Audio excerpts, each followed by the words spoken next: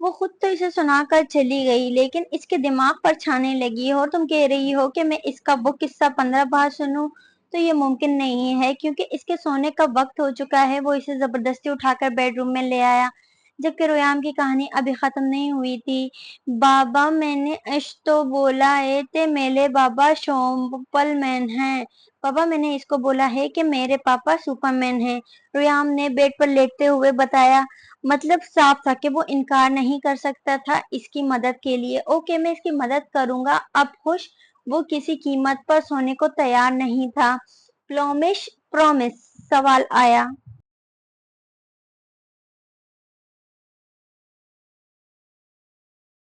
ہاں میرا شیطان پرومس۔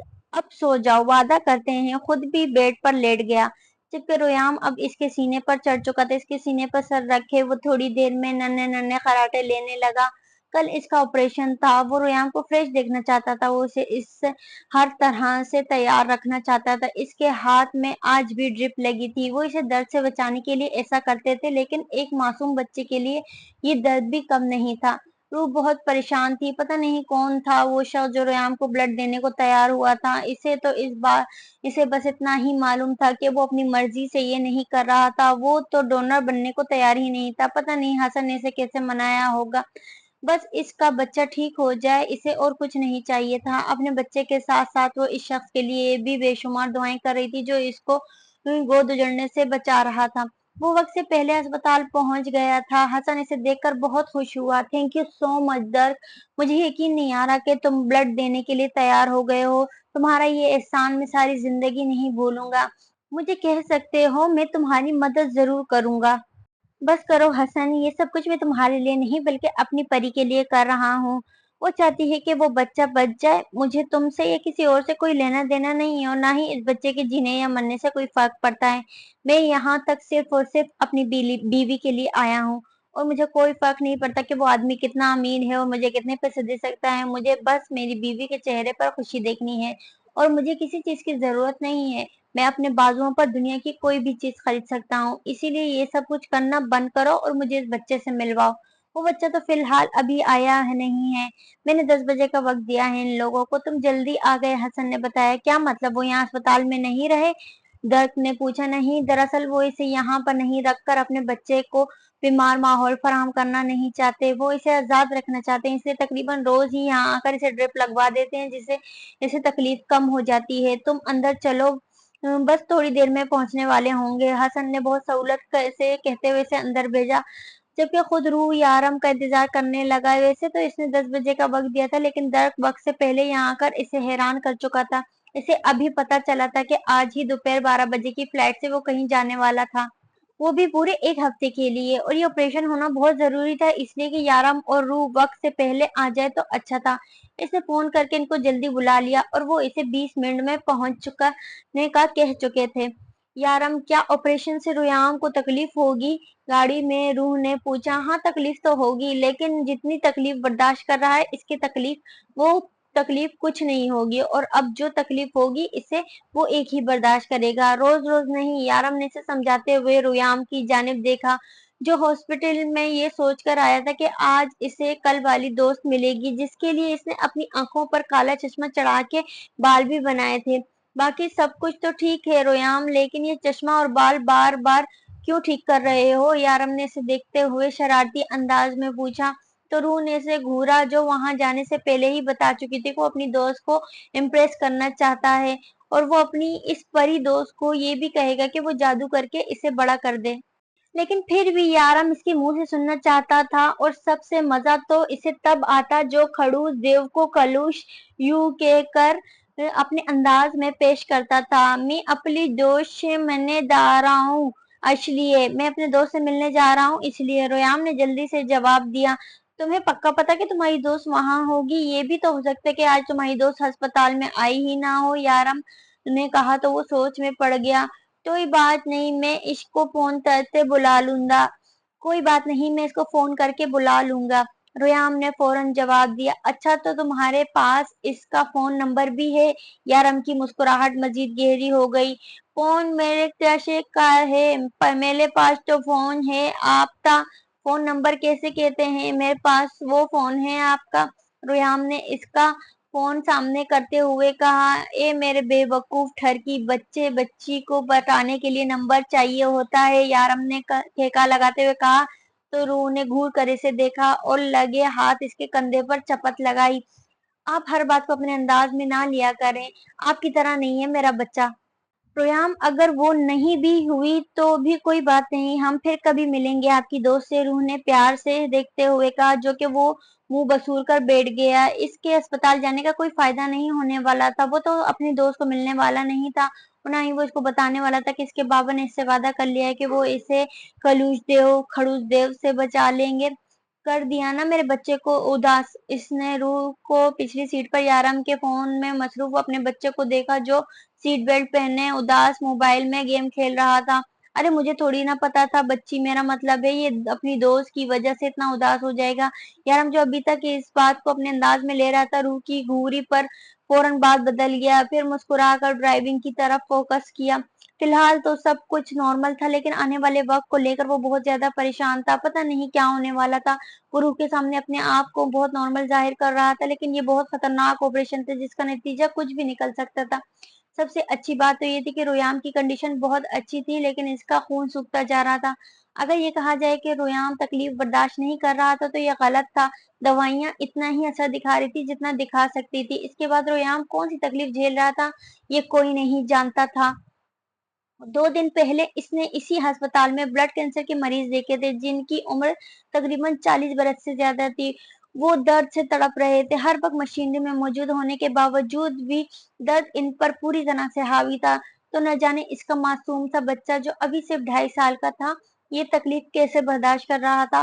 वो बस कैसे भी इस तकलीफ से निकालना चाहता था। अब आहिस्ता आहिस्ता रोयाम का पूरा जिस्म दर्द करने लगता था। दर्द सर से शुरू होकर सीने में, और सीने से पेट के अंदर, और फिर आहिस्ता आहिस्ता इसका जिस्म बिल्कुल ही लागर हो जाता। इसका यही दर्द यारम बर्दाश्त नहीं कर पा रहा था। वो तो रो कर अपना दर्द हल्का कर लेती थी, लेकिन वो तो रो भी नहीं सकता था। इसने अपनी रूह को भी संभाला था। कल रात रूह के सोने के बाद रोयाम को फिर तकलीफ शुरू हो गई। वो उस उठाकर खुली फिजा में ले आया, लेकिन इसका दर्द बिलखता वजूद अब तक यारम की निगाहों के सामने था। कितनी मन्नतों के बाद ये नन्हा फरिश्ता इनकी जिंदगी का हिस्सा बना था, और अब इसे बड़ी बीमारी वो इसे जिंदगी से दूर नहीं करने देना चाहते थे। यारम इसके लिए कुछ भी करने को तैयार था। इसकी खैर मौजूदगी में सारा काम ही खिजर करके आ चुका था, जिसे खिजर बहुत ही हिम्मत से संभाल रहा था, और शारिफ भी इसकी पूरी मदद करने की कोशिश कर रहा था। लैला का सारा दिन इनके साथ ही इनके घर पर ही गुजरता था, जबकि मासूमा दिन रात डॉक्टर हसन के साथ इसके एक डोनर का इंतजाम कर रही थी, जो इसे नहीं मिला। पिछले 2 दिन से वो रूस में थी। कल रात ही इसने फोन करके इसे बताया कि डोनर का इंतजाम हो गया था, इसलिए मासूमा कल ही वापस आने वाली थी। डोनर के इंतजाम हो जाने की खबर मिलते ही वो सब लोग पुरसुकून हो चुके थे। अब इनका रोयाम ठीक हो जाएगा, यही इनके लिए सबसे ज्यादा खुशी की बात थी। वो दोनों हसन के ऑफिस में दाखिल हुए तो कुर्सी पर एक आदमी बैठा हुआ था। ओह यारम, इससे मिलो, ये है दरकशम कयूम खलील, हमारे रोयाम का डोनर। इनके अंदर दाखिल होते ही हसन ने मुतारिफ करवाया, लेकिन इसको देखते ही यारम और रूह परेशान हो चुके थे, जबकि दर्द बिना कुछ बोले वापस कुर्सी पर बैठ गया। दर्द इनका ही बेटा है, जिसको तुम अपना बोन मैरो ट्रांसफर करना चाहते हो। सिर्फ तुम ही इसकी जान बचा सकते हो। मुझे नहीं पता तुम्हारा ब्लड ग्रुप बान मेरो और टीस रोयोम से इतना ज्यादा मैच कैसे कर सकता है, लेकिन तुम्हारे बोन मेरो से वो बिल्कुल ठीक हो जाएगा, जिंदगी की तरफ वापस आ जाएगी, इसके लागर वजूद में एक बार फिर से जान आ जाएगी, वो अपने बचपन को खुलकर जी सकेगा। हसन इससे बता रहा था, जबकि दर्द के चेहरे पर एक तंजिया सी मुस्कुराहट थी, जिसे वही आराम को देख रहा था। रुको हसन, तुम तो पागल ही हो जाते हो कोई बात बताते हुए। जरा अपने यारम साहब से पूछो तो सही, क्या वो मेरा बोन मेरो अपने बेटे के लिए लेना पसंद करेंगे। इसका अंदाज तंजिया से भरपूर था। क्या मतलब है तुम्हारा हसन, जो पुरसुकून से अपनी बात बता रहा था, इसके लफ्जों पर हैरान हुआ। इन्हें खून के रिश्तों पर भरोसा नहीं है, तुम जानना चाहते हो ना रुयाम के साथ ब्लड ग्रुप बोन मेरो और ढील से इतना ज्यादा मैच क्यों किया। यार तुम तो बिल्कुल बेवकूफ हो, तुम्हें डॉक्टर किसने बना दिया। तुम्हें तो इतना भी पता होगा कि किसी भी अननोन बंदे के साथ हमारे सिस्टम से ज्यादा 40% मैच कर सकते हैं, लेकिन रुयाम के साथ मेरे सिस्टम 92% मैच कर रहे हैं, तो यकीनन हम दोनों में कोई खून का रिश्ता होगा। लेकिन खून के रिश्तों पर तो यारम साहब भरोसा नहीं करते। वो अपनी बीवी को कभी भी बताना नहीं चाहता कि रूह का एक भाई भी है। ठीक कह रहा हूँ ना मैं? यारम, तुम अपनी बीवी को ये बताना पसंद नहीं करोगे कि इसकी रूह के साथ मेरा क्या रिश्ता है, लेकिन देखो ना, खुद ही हकीकत खुलकर सामने आ गई। हाँ रूह, वो मैं इंसान हूँ जो तुम्हारे साथ खून का रिश्ता रखता हूँ, लेकिन तुमने ना तो कभी मुझसे मिली हो और ना ही शायद कभी मुझसे मिलना चाहोगी। हाँ, मैं दरकशिम कयूम खलील तुम्हारा बड़ा भाई हूँ। इस शख्स का खून मेरी रगों में दौड़ता है जिसका खून तुम्हारी रगों में दौड़ता है। हाँ, मैं वही दरकशिम कयूम खलील हूँ जिसने तुम्हारे बाप का कत्ल किया और जिसकी शक्ल तुम जिंदगी में कभी नहीं देखना चाहती थी, और मैं ही हूँ जिसने तुम्हें यतीम किया, तुम्हें दुनिया की ठोकरों में फेंक दिया, तुम्हें पल पल मरने पर मजबूर कर दिया। अब अगर मैं ये कहूँ कि तुम्हारा बाप जीने के लायक नहीं, फिर तुम यकीन नहीं करोगी। इसलिए मैं तब भी कुछ नहीं बोला, मैं अब भी कुछ नहीं बोलूंगा। हसन, मेरी 12 बजे की फ्लाइट है, मुझे जाना होगा। वो हसन को देखकर बोला तो रूह ने तड़प कर इसे देखा। वो भूल गई थी कि वो कौन है, इसका बाप का कातिल है क्या है, लेकिन वो इसके बच्चे की जान बचाने का आखिरी रास्ता था। हाँ, से कोई मतलब नहीं था ये शख्स इसके साथ क्या रिश्ता रखता है, इसे कोई फर्क नहीं पड़ता था। इस शख्स ने इसके बाप का कत्ल किया, इसे पता था। बस इतना कि अगर ये यहाँ से चला गया तो इसका बेटा तड़प तड़प कर मर जाएगा। वो एक बेटी बनकर नहीं सोच सकती थी, इसे अपने अंदर सांस लेती माँ के लिए झुकना था। तुम्हारा दिमाग तो खराब नहीं हो गया? रोयाम को तुम्हारी जरूरत है, अगर तुम चले गए तो मुझे कोई फर्क नहीं पड़ता कि किसको मेरी कितनी जरूरत है। जिस शख्स ने अपने ही बाप को जान से मार डाला, इसकी बहन का बच्चा मर जाए तो क्या फर्क पड़ता है। इसके अल्फाज ने यारम के अंदर तक को हिला कर रख दिया। अगले ही लम्हे वो इसके गिरबान को पकड़कर झंझोड़ चुका था। खबरदार, जो तुमने यहाँ से जाने की बात की तो सिर्फ और सिर्फ हमारी जिंदगी में तकलीफ बन के आए हो, और अब तुम यहाँ से तब तक नहीं जा सकते। ये कौन सा तरीका है भीख मांगने का यारम काजमी? नहीं तो तुम्हें तो मांगना भी नहीं आता, हाथ जोड़कर सर झुकाकर भीख मांगी जाती है। मैंने कहा था ना, एक दिन तुम्हें झुककर मेरे पास आना होगा, तो भी आओ हाथ जोड़कर सर झुकाकर आजी से। मैं भी देखूं कि दुबई का डॉन अपने बेटे के लिए क्या कर सकता है। मैंने सुना है कि आज तक तुमने कभी किसी के सामने सर नहीं झुकाया, लेकिन मैं हूं ना तुम्हारा सर। मेरे सामने जो कहेगा वो आंखों में जीत लिए था, बोला। याराम काज़मी आज तक अपने अल्लाह के अलावा और किसी के सामने नहीं झुका, और जहां तक मेरे बेटे की जिंदगी का सवाल है, जिसके सामने मैं झुकता हूँ वो इसे बचा लेगा। वो एक झटके से छोड़ते हुए पीछे हटा और रूह का हाथ थामे इसे बाहर ले आया।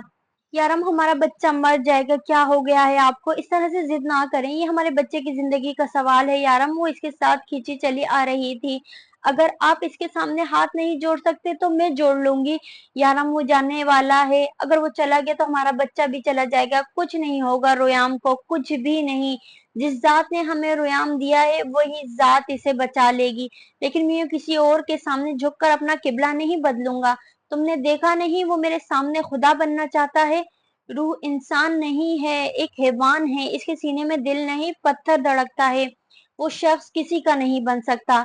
तुम्हारी माँ ने इसकी जान बचाने के लिए क्या क्या तकलीफ नहीं सही, लेकिन ये इसका भी ना बन सका। वो इंतहाई गुस्से से कहता कमरे का दरवाजा खोलकर रोयाम के पास आया, जो इंजेक्शन के जेर असर बेहोश पड़ा था। इसके हाथ पर ड्रिप लगी थी। इसने बहुत नरमी और आहिस्तगी से इसके हाथ से ड्रिप उतारकर इसे अपनी बाहों में उठाया। सर, बच्चे का ऑपरेशन होने वाला है, आप क्या कर रहे हैं? हमारे बच्चे का कोई ऑपरेशन नहीं होने वाला। रूह, मासूमा को फोन करो, इसे कहो कि वापस आने की जरूरत नहीं है। लैला को फोन करके कहो कि वो इटली चली जाए। पूरे आम को उठाकर रूह से कहने लगा। कमरे से बाहर निकला तो दर सामने से ही नजर आया।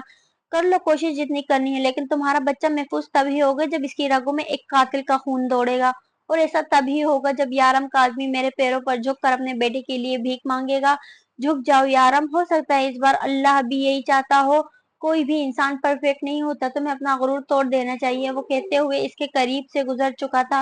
रूह ने इसके पीछे जाना चाहा, लेकिन यारम इसका हाथ थाम चुका था। वो जानता था कि वो उसके सामने भीख मांगेगी, अपने बच्चे की जिंदगी के लिए हर हाथ पार कर जाएगी, लेकिन यारम ना तो खुद झुकने को तैयार था, ना ही वो अपनी बीवी को ऐसे बेहिस और पत्थर दिल इंसान के सामने झुकने दे सकता था, जिसे अपनी बहन के बच्चे से इसलिए जिद थी क्योंकि वो यारम को झुकाना चाहता था।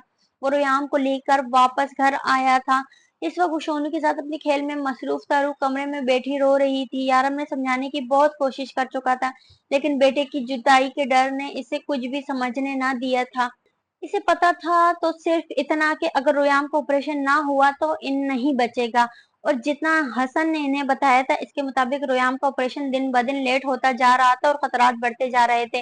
درکشم نے آج جب انکشاف کیا کہ وہ اس کا بھائی ہے، اس کے دل میں اس کے لیے کسی قسم کی کوئی فیلنگ نہیں جاگی تھی، اس کے دل نے یا دماغ نے اس سے نفرت نہیں کی تھی، وہاں وہ اس کے باپ کا قاتل تھا۔ ہاں، اس شخص کی وجہ سے آج وہ یتیم تھی، لیکن وہ حقیقت سے بے خبر تو نہ تھی۔ وہ جانتی تھی کہ اس کا باپ کسی قسم کا انسان تھا، نہ جانے کتنی لڑکیوں کی زندگی برباد کی تھی اس شخص نے، لیکن آج وہ جس طرح سے درکشم سے نفرت نہیں کر پائی تھی، اسی طرح سے اتنے سالوں سے اس نے کبھی اپنے باپ سے بھی نفرت نہیں کی تھی۔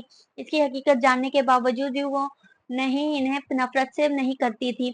شاید کہیں نہ کہیں یہ احساس زندہ تھا کہ وہ شخص اس کا باپ ہے، جس سے نفرت کرنے کی اجازت اسے قدرت نہیں دیتی، لیکن اس کا بچہ اپنے بچے کا کیا کرتی جس کی صحت دن بدن گرتی جا رہی تھی۔ اگر درکشم نے خون نہ دیا تو اس کا بیٹا زندہ نہیں بچے گا۔ اتنی منتوں اور مرادوں کے بعد پائی ہوئی اولاد کو کھو نہیں سکتی تھی، اور نہ ہی ریام کو کھونے کی ہمت اس میں تھی۔ تو کب سے ریام کو دیکھ رہا تھا، جو باہر لان میں چھوٹی سی بالٹی کے ڈھکن میں پانی بھر کے شونو پر ڈال کر اسے نہلانے کی ناکام کوشش کر رہا تھا، جبکہ ڈائلیسس وہی سارے تھے جو روح اسے نہلاتے ہوئے دہراتی تھی: میلا بد گندا ہودا اے، میرا بچہ گندا ہو گیا ہے، میں ابھی اپلے بتے تو نہلاؤں دا، میں ابھی اپنے بچے کو نہلاؤں گا، الفلے سے پالے پالے تیلے پیلوں، اور پھر اسے پیارے پیارے کپڑے پہناؤں گا، پھر میلا بتا آدھا لدے دا، پھر میرا بچہ اچھا لگے گا۔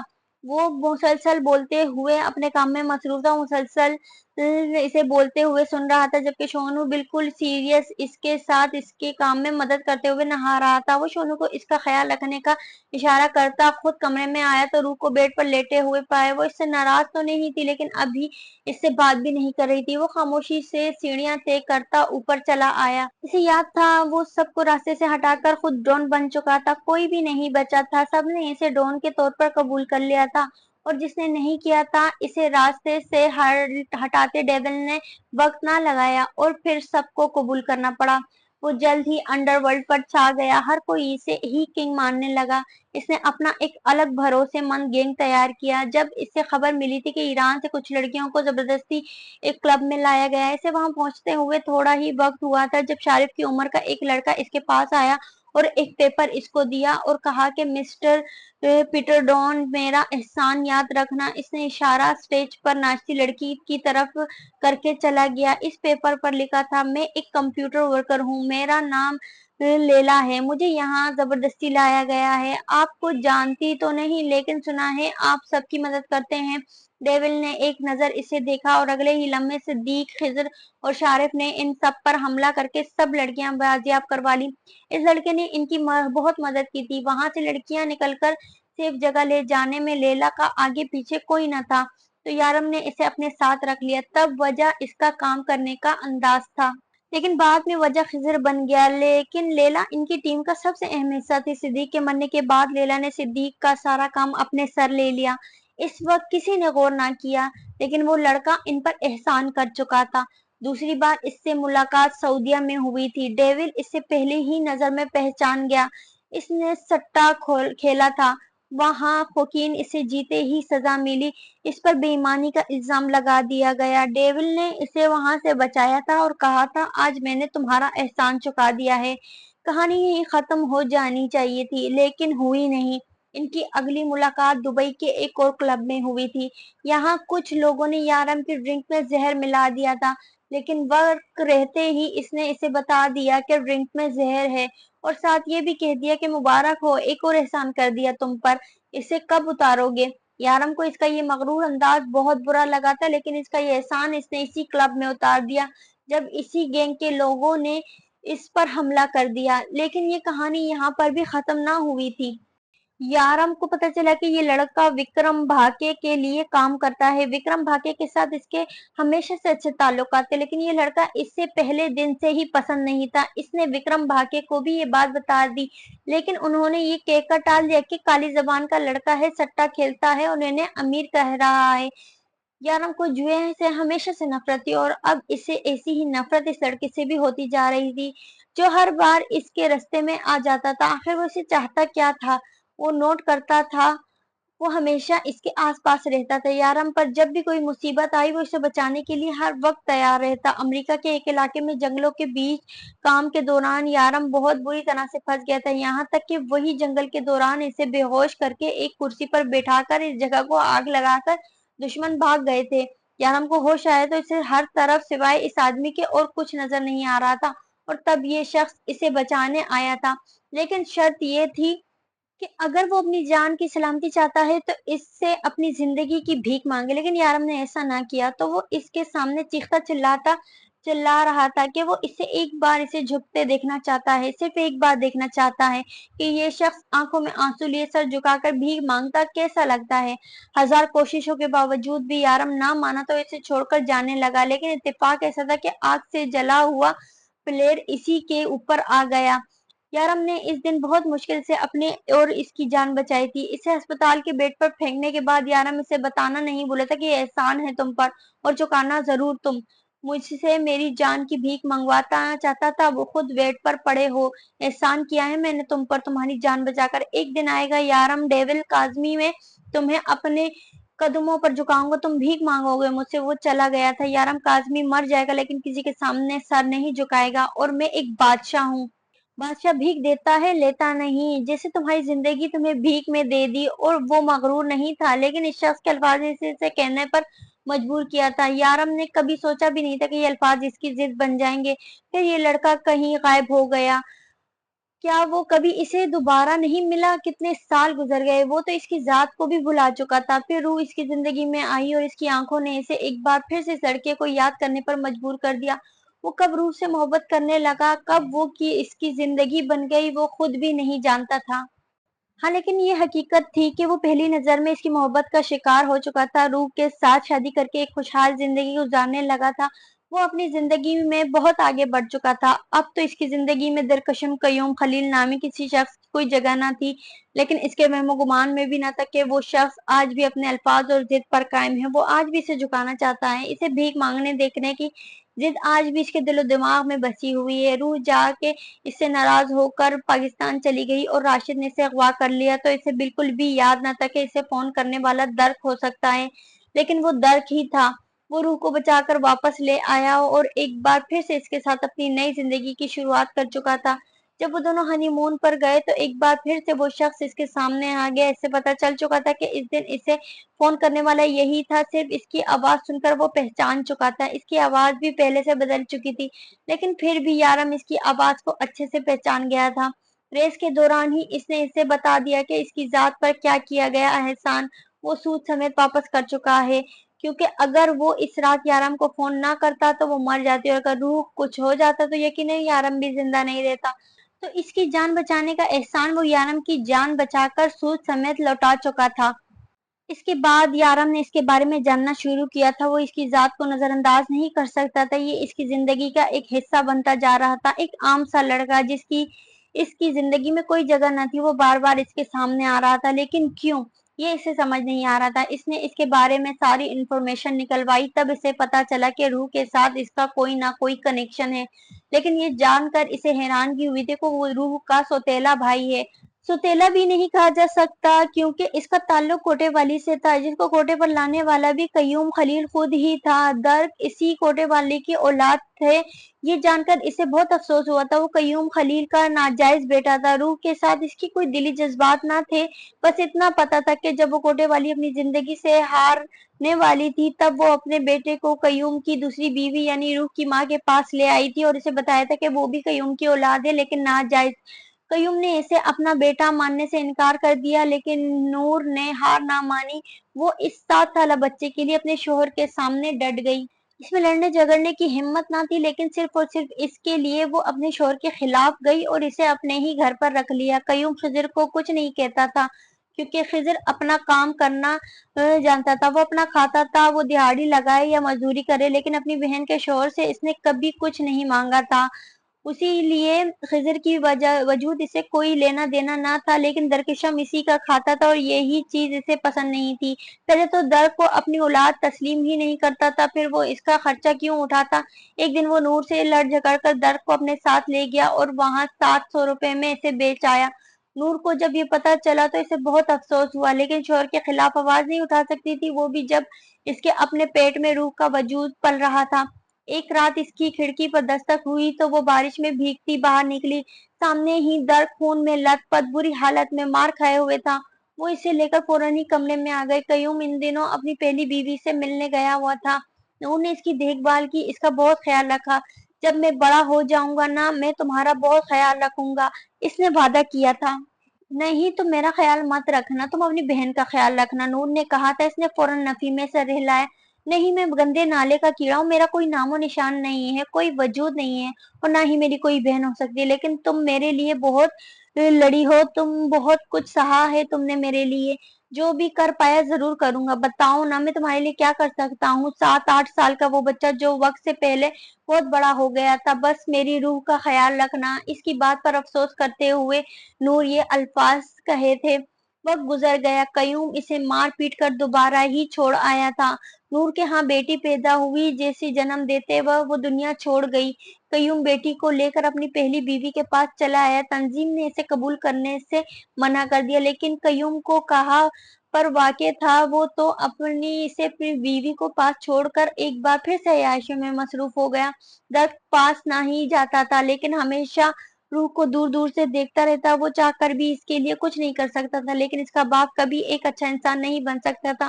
محلے میں رہنے والے اسکول ٹیچر کے گھر زبردستی گھس کر اس نے اس کے ساتھ زیادتی کرنے کی کوشش کی، جس کے نتیجے میں غصے میں آ کر درک نے اپنے ہی باپ کا قتل کر دیا، جس کے بعد اسے دوبارہ سال کے جیل میں رہنا پڑا۔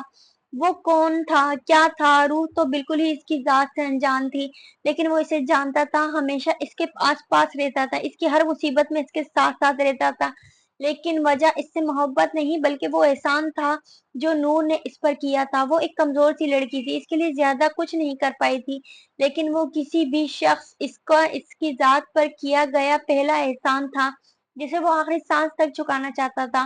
یارم کو کبھی نہیں لگا تھا کہ وہ اس کی زندگی میں دوبارہ آ جائے گا۔ سوئٹزرلینڈ میں اس نے اس پر ایک اور احسان کیا تھا، اس کی جان بچا کر، جس کے بدلے میں یارم نے اسے جیل سے چھڑوا کر اس کا احسان اتار دیا تھا۔ لیکن اب بات احسان پر نہیں بلکہ ضد پر اتر آئی تھی، وہ ضد جو اس نے 10 سال پہلے ہی لگا چکا تھا۔ وہ اسے جھکا ہوا دیکھنا چاہتا تھا، بھیک مانگنے دیکھنا چاہتا تھا۔ یارم اپنی زندگی کے لیے ایسا ہرگز نہیں کرے گا، وہ جانتا تھا، اس لیے اپنی ضد پوری کرنے کے لیے اس نے اس کے بیٹے کا سہارا لیا تھا۔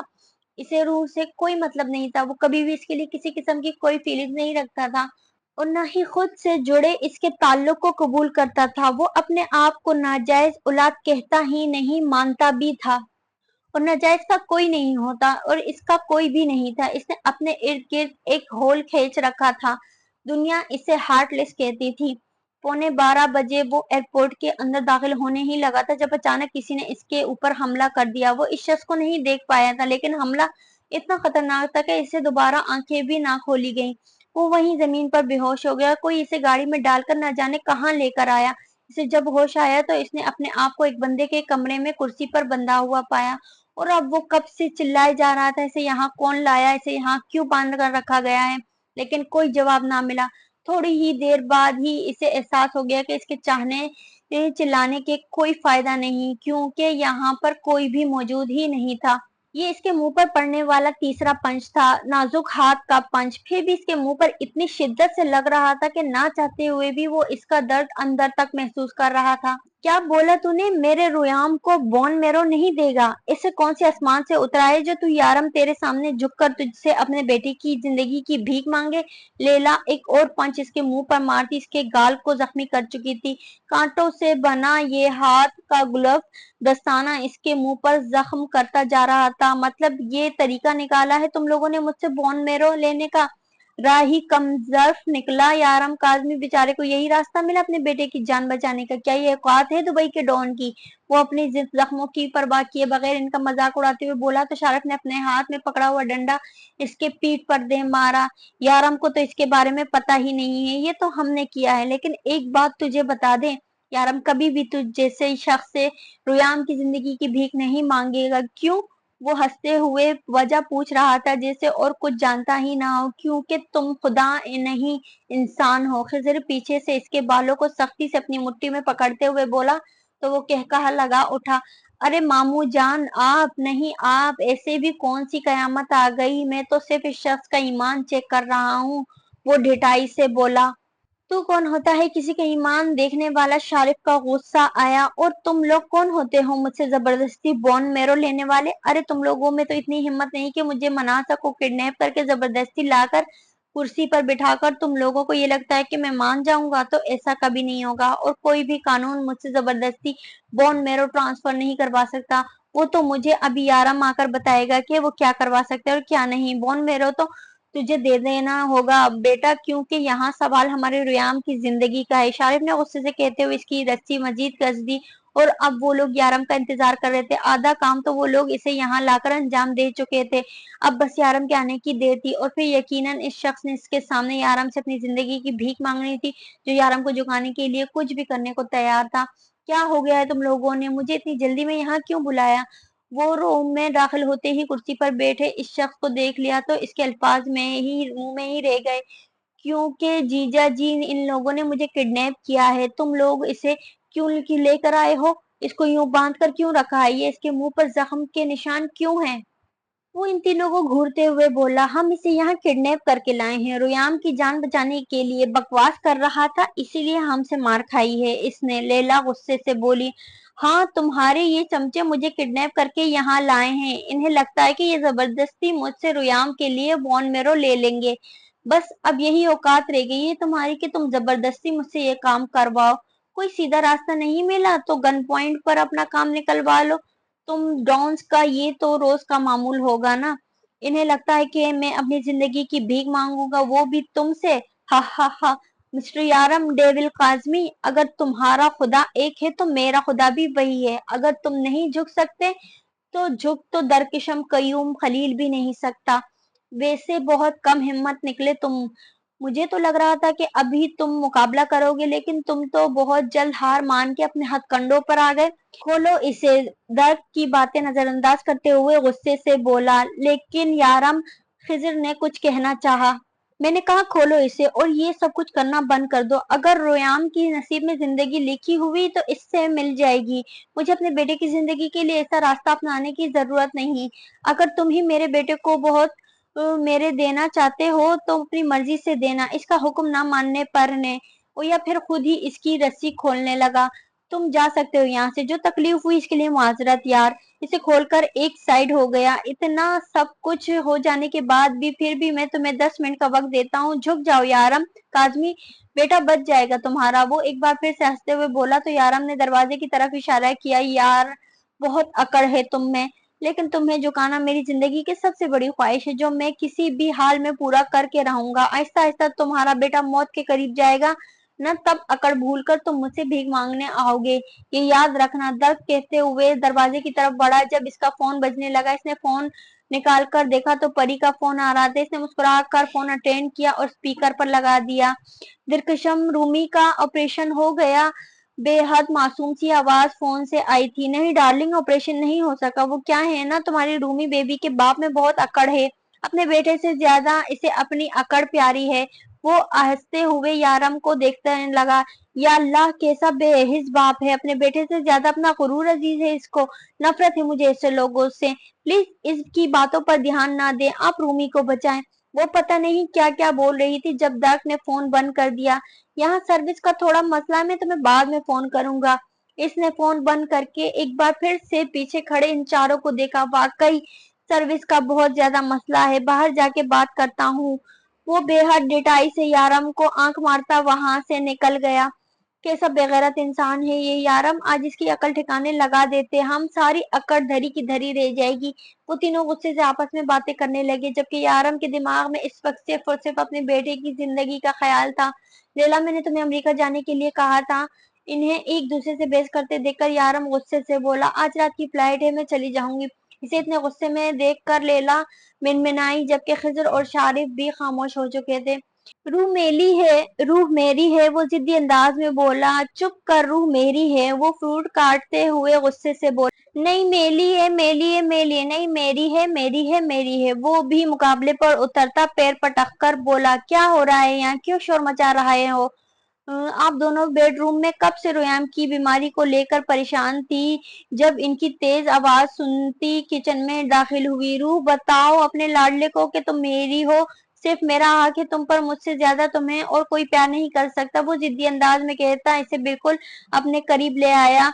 रू बेबी बताओ गंदे पापा तो आप सिर्फ मेरी हो। रू बेबी बताओ गंदे पापा को आप सिर्फ मेरी हो। रुयाम भी इसी के अंदाज में कहता रूह का दूसरा हाथ हमें अपनी तरफ खींचने लगा। अबे ओ चूजे, तूने मेरी बीवी को बेबी क्यों बोला?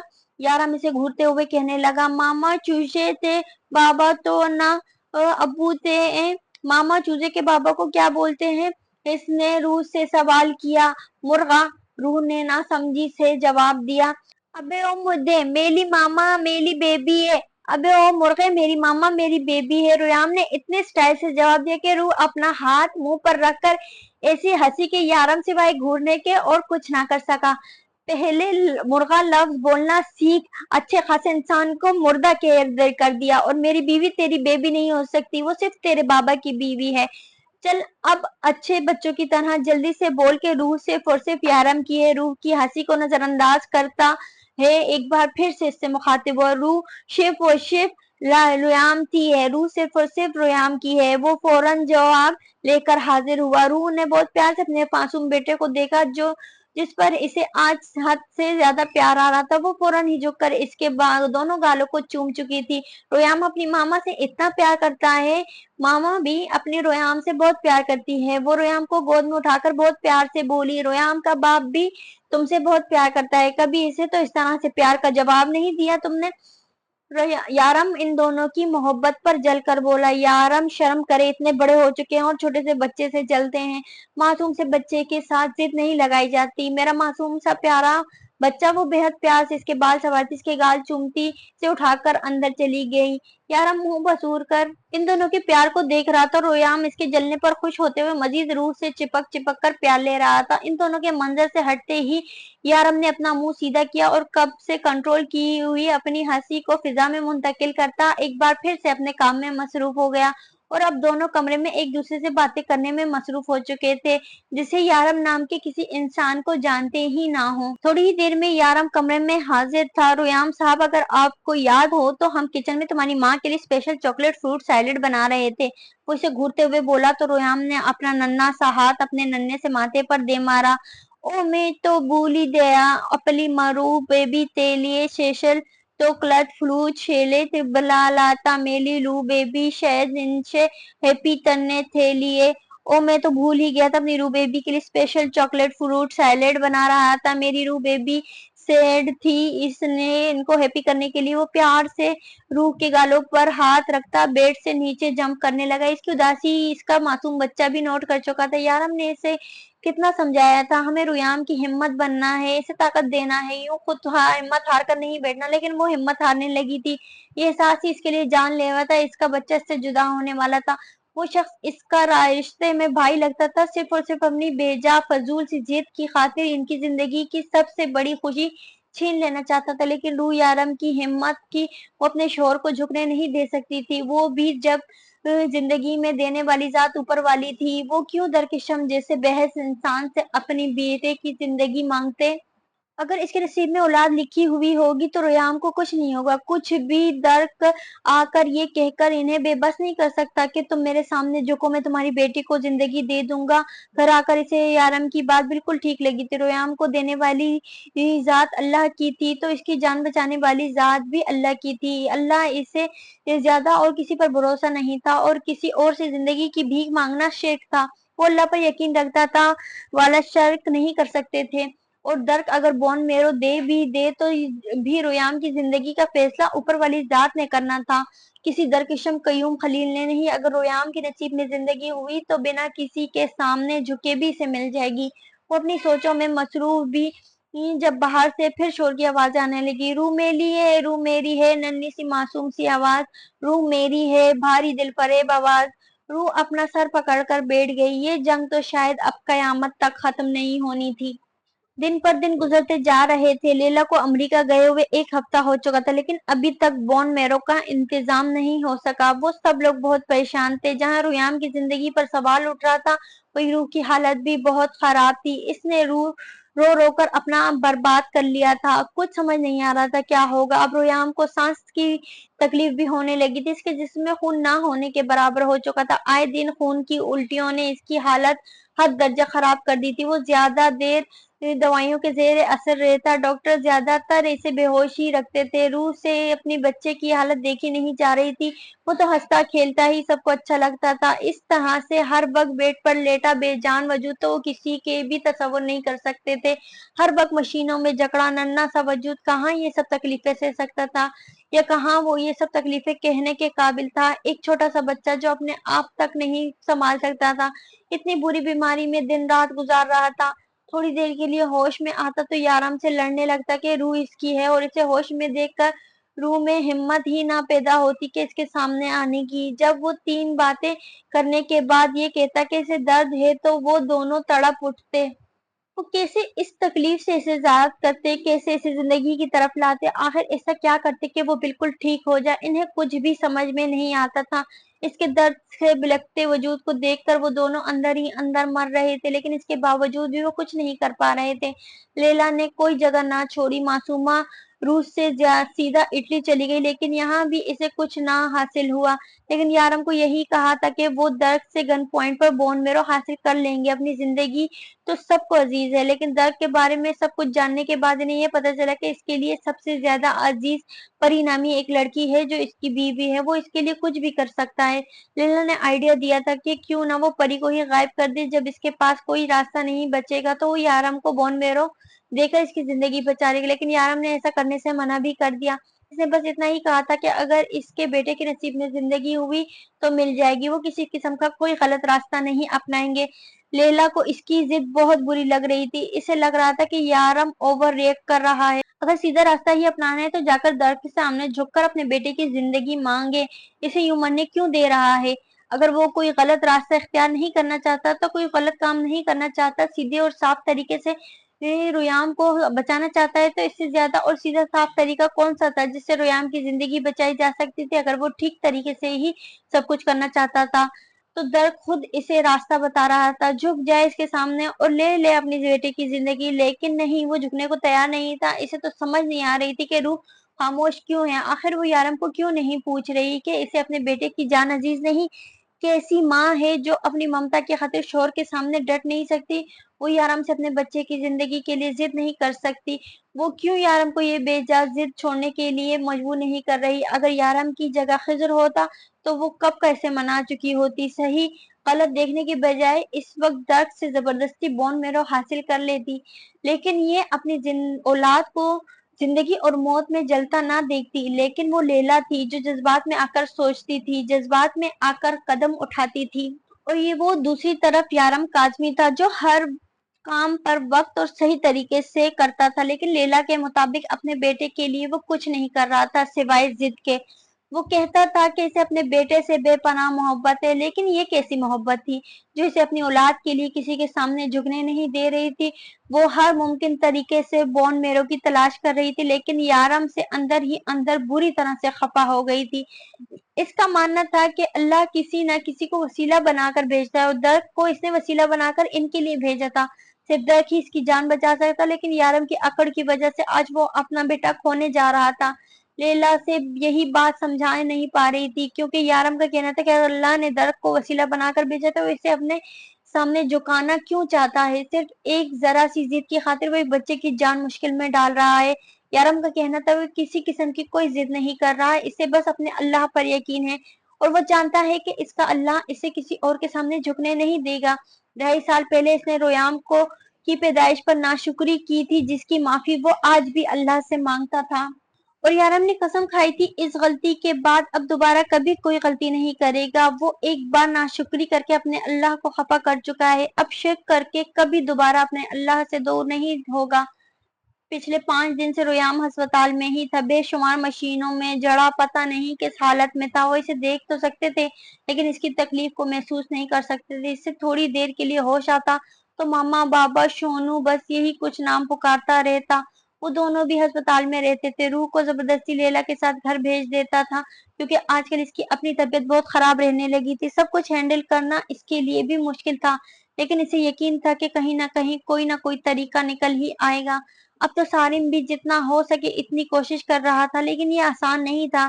رویام کے بون میرو سے کسی کا بون میرو سرے سے میچ ہی نہیں کر رہا تھا. ایک آدمی کا بون میرو اس کے ساتھ 35% تک میچ ہوا تھا لیکن اس آپریشن میں جان جانے کا زیادہ خطرہ تھا. اس شخص نے کہا تھا کہ اگر اس کی جان چلی بھی جائے تو افسوس نہیں, بس اس کی فیملی کو اتنی رقم دے دی جائے کہ وہ آسانی سے 2 وقت کا کھانا کھا سکے. اس کی مجبوری کو دیکھتے ہوئے یارم سے جتنا ہو سکا اتنی مدد کر دی لیکن اس نے آپریشن کروانے سے انکار کر دیا. وہ اپنے بچے کے لیے کسی کی زندگی کا سہارا چھین نہیں سکتا تھا. سب نے اسے سمجھایا کہ اسے ایسا نہیں کرنا چاہیے تھا, اسے سب سے پہلے رویام کے لیے سوچنا چاہیے اور بعد میں کسی اور کے لیے. لیکن یارم نے کہا کہ رویام تو اللہ کا دیا ہوا تحفہ ہے, اسے اللہ ہی بچائے گا. لیکن جس شخص کے لیے اللہ نے مدد کے لیے یارم کو چنا ہے وہ اس کے لیے کبھی پیچھے نہیں ہٹے گا. شارف اور خضر کے پاس تو ابھی بھی بس یہی آئیڈیا تھا کہ درد کو پکڑو اور زبردستی کر لو.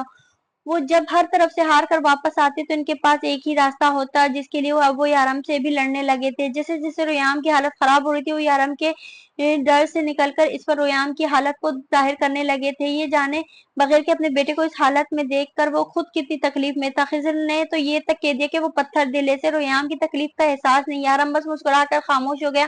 اس کے علاوہ کر ہی کیا سکتا تھا کیونکہ اپنے دل تو کسی کے سامنے نہیں کھول سکتا تھا, اسی لیے خاموشی سے اپنا معاملہ اللہ پر چھوڑ دیا. بابا درد ہے, وہ اپنے پیٹ پر ننھا سا ہاتھ رکھے مسلسل روتے ہوئے اسے بتا رہا تھا.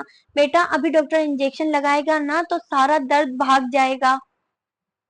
بس میری جان اب رونا نہیں, میرا بچہ تو بہت بہادر ہے, ایک دم شیر جوان جیسا. اگر میرا بچہ ماما کے سامنے روئے گا تو ماما بھی روئے گی, تو پھر رویام اپنی ماما کو روتے ہوئے کیسے دیکھے گا. کیونکہ رویام نے اپنی ماما سے بہت پیار کرتا ہے اور رویام کی ماما جب سیڈ ہوگی تو رویام بھی سیڈ ہو جائے گا نا. وہ اسے بہلانے کی کوشش کر رہا تھا. اب دوائیاں زیادہ اثر کر رہی تھی, وہ زیادہ وقت سو کر بے ہوش ہو کر گزارتا تھا. بیچ بیچ میں ہوش آتا تو اسے اپنی تینوں فیملی ممبر سے ملنا تھا. اسے ہوش آتے دیکھ کر خضر فوراً ہی روح اور شونو کو لینے چلا گیا جبکہ یارم اس کے پاس بیٹھا اسے آہستہ آہستہ بہلا رہا تھا.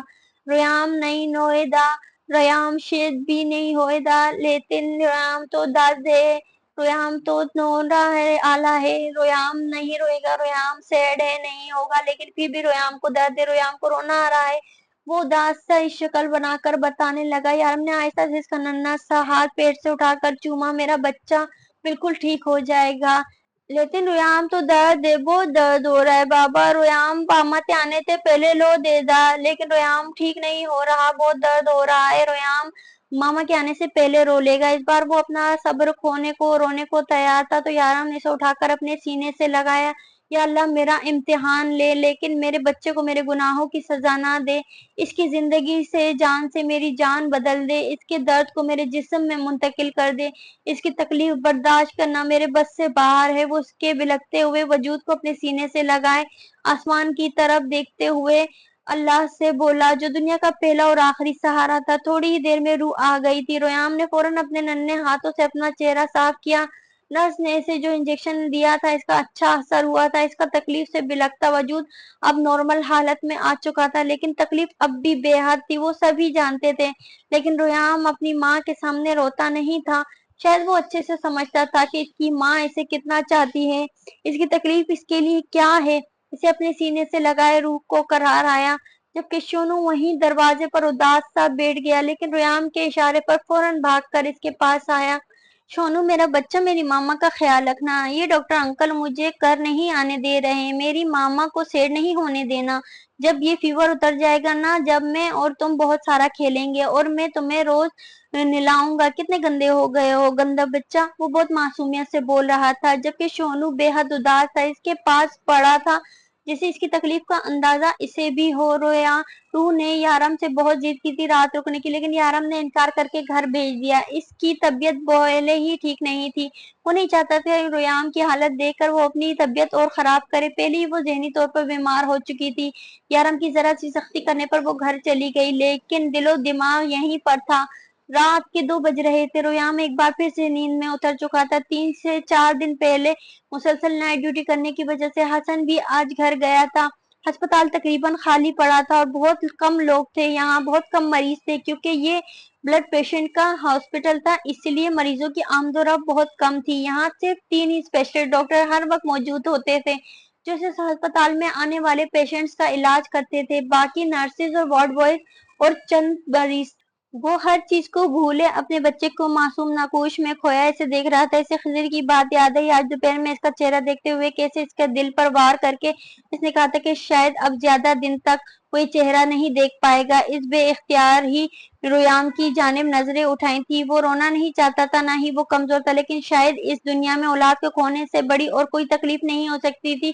اس کی آنکھوں سے آنسو کب گرا وہ خود بھی نہیں جانتا تھا، بس پتا نہیں تو اتنا کہ وہ اپنی اولاد کو کھونا نہیں چاہتا تھا۔ نہ جانے کس کی بد دعا لگی تھی اس کے معصوم بچے کو۔ وہ خاموشی سے رویام کے قریب سے اٹھ کر جانماز بچھاتا تہجد کے نوافل ادا کرنے لگا۔ وہ دن رات سوچتا تھا کہ ایسی کون سی غلطی ہو گئی تھی اس سے جس کی سزا اسے رویام کی اس بیماری کے روپ میں مل رہی تھی۔ وہ تو ہمیشہ سے اچھے کام کرنے آیا تھا، اس نے تو کبھی ایسا کام نہیں کیا تھا جس کی سزا اسے اتنے بھیانک روپ میں ملی۔ تو پھر اس کے بچے کے ساتھ ایسا کیوں ہو رہا تھا؟ کیا اللہ اسے امتحان لے رہا تھا؟ اگر ہاں تو یہ امتحان اتنا تکلیف دہ کیوں تھا؟ وہ کیوں اتنا بے بس تھا؟ دنیا کے 8 بڑے ممالک میں اسے اپنے بیٹے کے لیے ایک بون میرو ٹرانسفارمیشن نہ ملا۔ اتنی بڑی دنیا میں کیا کوئی نہیں تھا اس کی مدد کر سکے، اس کے بیٹے کو بچا سکے؟ یا اللہ میری مدد کر، مجھ میں نہیں حوصلہ اپنے بچے کو مرتے دیکھنے کا۔ اگر اسے کچھ ہو گیا تو روح بھی مر جائے گی اور ان دونوں کے بغیر میں کیسے جیوں گا؟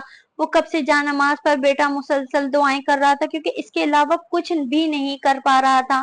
نوافل ادا کر کے وہ اٹھ کر ایک بار پھر سے رویام کے قریب جانے لگا جب باہر سے شور کی آواز آئی۔ اتنے شور کو سن کر باہر نکلتے ہوئے رویام کے کمرے کو بند کر چکا تھا تقریباً 50 سال کا آدمی تھا جو بہت شور مچا رہا تھا۔ بیبی کو بچا لو، اگر انہیں کچھ ہو گیا تو صاحب مجھے جان سے مار ڈالیں گے، وہ ان کے لیے مجھے چھوڑ کر گئے تھے، اگر ان کو کچھ ہو گیا تو میں بھی زندہ نہیں بچوں گا، کوئی بیبی کو بچا لو، وہ اونچی آواز میں چلا رہا تھا۔ ہم کوشش کر رہے ہیں لیکن ہم سٹور ہوا بلڈ نہیں دے سکتے، ان کے جسم کا سارا خون جم چکا ہے، اگر ہم نے سٹور ہوا بلڈ اسے دیا، ان کے جسم میں ٹرانسفر کیا تو 1 سیکنڈ سے بھی کم وقت لگے گا ان کی موت ہونے میں، ہمیں خون کا انتظام کرنا ہوگا، آپ تھوڑا صبر کریں۔ اس کے چلانے پر نرس نے سمجھاتے ہوئے کہا۔ ہر کوئی کسی نہ کسی کو فون کر رہا تھا، ڈاکٹر، نرس، ہر کوئی مصروف تھا۔ یقیناً یہ کیس بہت برا تھا، وہ لوگ ہسپتال میں موجود سٹور ہوا خون استعمال نہیں کر سکتے تھے۔ نہ جانے اس لڑکی کو کیا بیماری تھی کہ اس کے پورے جسم کا سارا خون جم چکا تھا،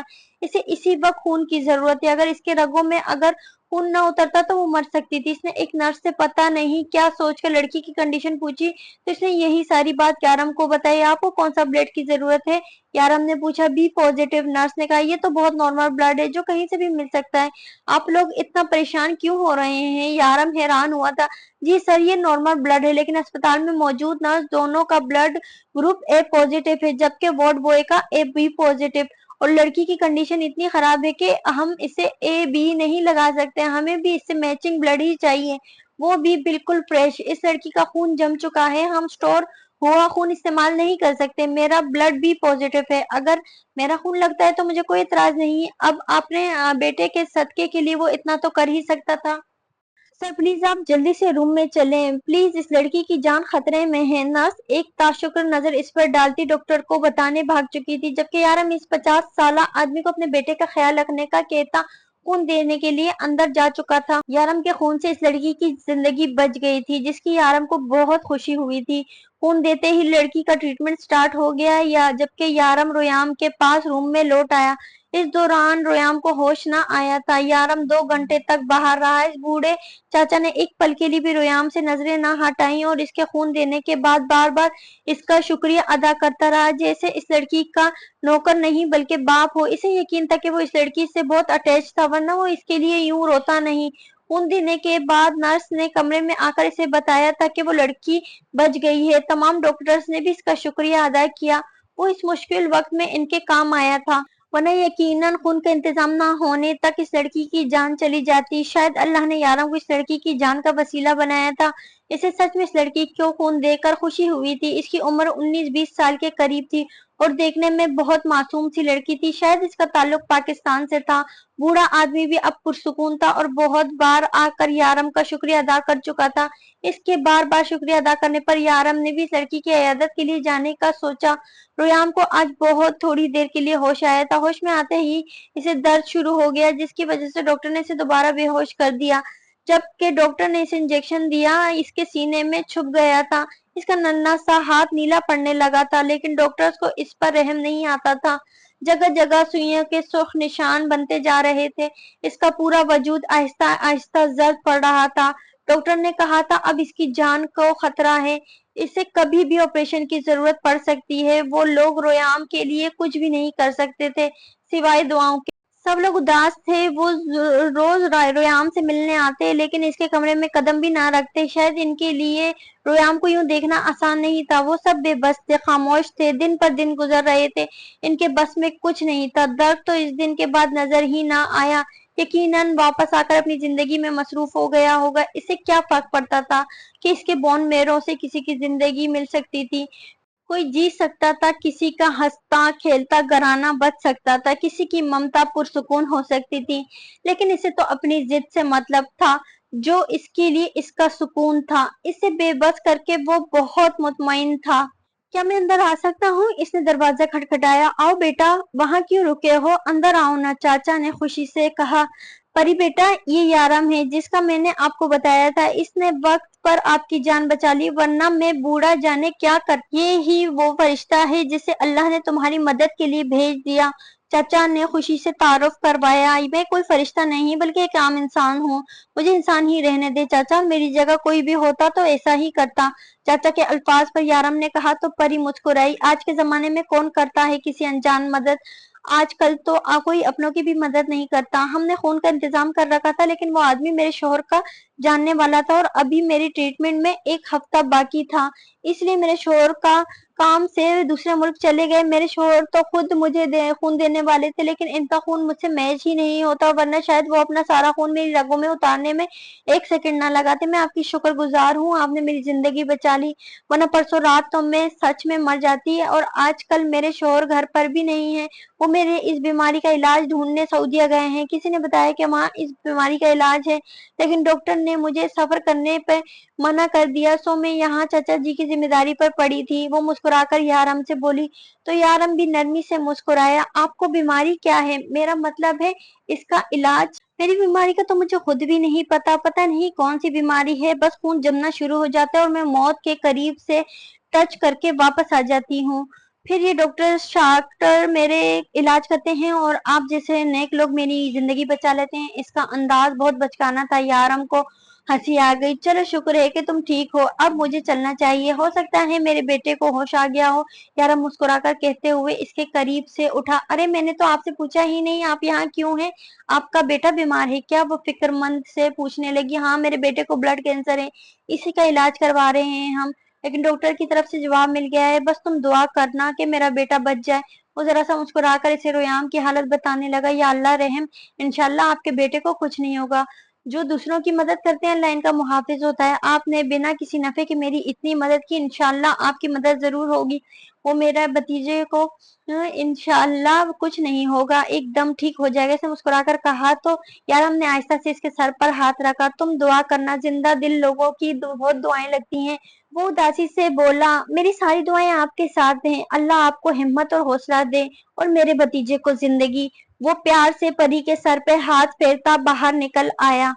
रूह, अपना ख्याल रखो, दवाइयां वक्त पर लो, इस तरह से काम नहीं चलेगा। मैं यहाँ रोयाम के साथ हूँ, इसका ख्याल रख रहा हूँ, तुम अपना ख्याल रखो, हमारे बेटे को कुछ नहीं होगा। रूह जब से आई थी रोए जा रही थी। लैला ने इसे बताया कि वो अपनी दवाई नहीं ले रही। सब इसे समझा समझा कर थक गए थे, लेकिन जैसे जैसे रोयाम की हालत बिगड़ती जा रही थी, रूह भी पल पल मर रही थी। यार, मुझसे रोयाम को इस हालत में नहीं देखा जाता, प्लीज आप कुछ करें ना, कुछ तो ऐसा करें कि हमारा बेटा ठीक हो जाए। आप तो वो इन्हें ना, वो कुछ भी कर सकते हैं, तो क्या आप अपने बेटे को बचा नहीं सकते? वो आंखों में आंसू लिए इससे सवाल कर रही थी। मैं गैंगस्टर हूँ, नाउज़ बिल्ला, कोई खुदा नहीं। जिंदगी और मौत का इख्तियार ऊपर वाले की जात पे है। मेरे पास नहीं। अगर अल्लाह ने चाहा तो रोयाम को कुछ नहीं होगा। मैं रोयाम के साथ हूँ, रूही से बचाने की हर मुमकिन कोशिश करूंगा, लेकिन तुम्हारी हालत मुझे दिन ब दिन मार रही है। रूह या हरम के लिए है, मैं मुमकिन कोशिश कर तो रहा हूँ, लेकिन तुम इस तरह से देकर अपना ख्याल ना रखकर मेरी हिम्मत तोड़ रही हो, मुझे बेबस कर रही हो। मैं हारना नहीं चाहता, लेकिन वक्त से पहले नहीं। कम से कम इस सफर में हार तो मेरा साथ दो। शायद इस सफर में जीत हमारे मुकद्दर में लिखी ही नहीं है। तो दोस्तों, कहानी अभी जारी है। अगर आपको ये कहानी पसंद आ रही है तो कहानी को लाइक, और जिन दोस्तों ने अब तक मेरे चैनल को सब्सक्राइब नहीं किया तो प्लीज प्लीज, अब तो सेकंड लास्ट एपिसोड हो गई है, तो मेरे चैनल को सब्सक्राइब करें ताकि आने वाले अगले नॉवेल के लिए नोटिफिकेशन आप तक पहुंच जाए और इसका लास्ट एपिसोड की नोटिफिकेशन भी आप तक पहुंच जाए।